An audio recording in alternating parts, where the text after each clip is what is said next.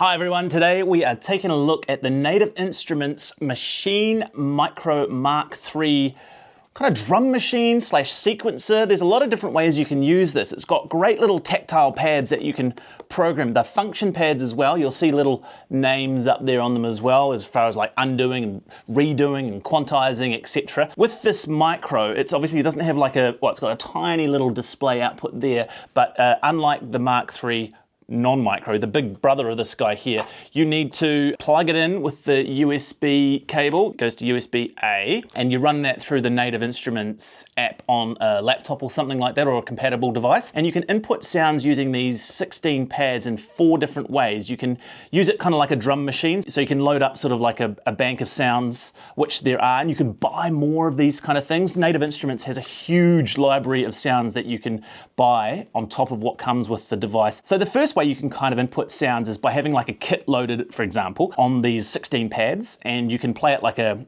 finger. You can do sort of finger drumming to input the sounds. You can then change it so that it's got like a keyboard effect, so that each of the pads is a note. You can also change that to a chord sequence, so that you can play, like push that and it plays a full chord of whatever instrument you've got selected.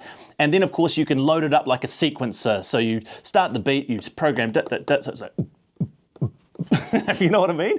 So, and then over here, you've got all the controls. I won't be able to go through everything. And so you can change from patterns to scenes, and you can use this knob up here, which actually presses down as well to change tempos, to change chords, and to change like keys, like if it's a diminished or a minor key or a major key, that kind of thing. You can start, you can search. So all this is integrated and speaks with the app at the same time. So you can use your mouse on your computer to navigate around, or you can use this as well, which is, I sort of use both. It can get a little bit fiddly just on the machine alone because you can't see much of what's going on. You'll work out what works best for you, whether you're using the buttons on this or whether you're using the actual interface on your laptop on the big sort of screen. One thing I found about the Maschine Mikro 3 is, and nothing to do with the machine, to do with me, it's an instrument really. Like, it took me a long time to figure out, and I don't know whether I'm just slow, but it's quite in depth. It's kind of one of those things where you really need to keep practicing like any other instrument. Otherwise, you can play this however you want. You can add this into a whole setup. You can play live instruments with it. You could use it to trigger